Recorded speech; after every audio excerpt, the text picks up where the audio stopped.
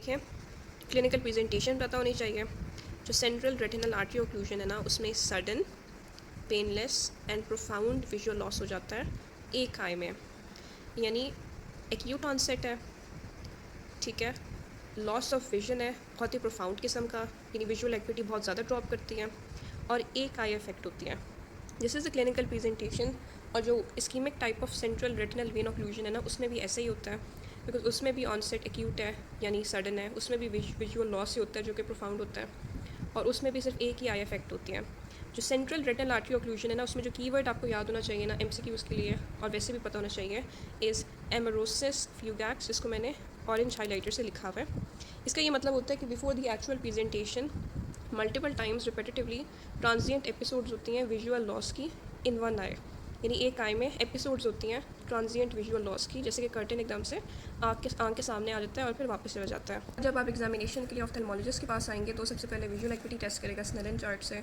Visual activity बहुत ही कम होगी, may be sometimes ना स्नेलन चार्ट तो दूर की बात है, सिर्फ लाइट परसेप्शन हो, इवन फिंगर काउंटिंग भी ना पेशेंट कर सके, ऐसा भी होता है समटाइम्स, इतना ज़्यादा विजुअल लॉस हो जाता है।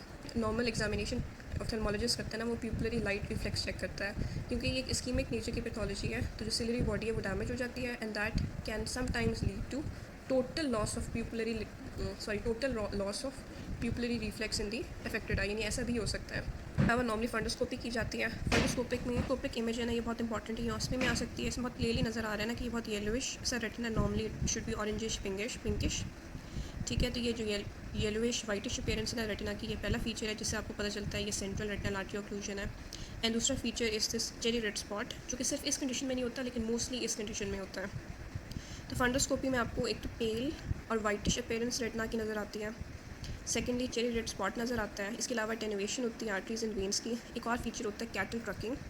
रेटिनल वेन में instead of there being a continuous flow of blood segmentation हो जाती है, लेकिन इस बेसिकली फंडोस्कोपिक इमेज में cattle tracking has not been shown, but ये ऑस्मी में कीवर्ड आ सकता है। अभी तक हमने कौन से कीवर्ड पढ़े हैं? एमरोसिस फ्यूगैक्स, इसके अलावा हमने पढ़ा है whitish appearance of the retina, ये कहीं पर भी आया तो it's pointing towards central retinal artery occlusion. इसके अलावा चेरी रेड स्पॉट, ये भी प्रीटी मच पैथोग्नोमिक है, ठीक है। और इसके अलावा ओसीटी अगर करें तो समटाइम्स आपको एम्बुलेंस नज़र आ जाता है। And fundus fluorescein angiography can be done, it will show कि सही फिलिंग नहीं हो रही।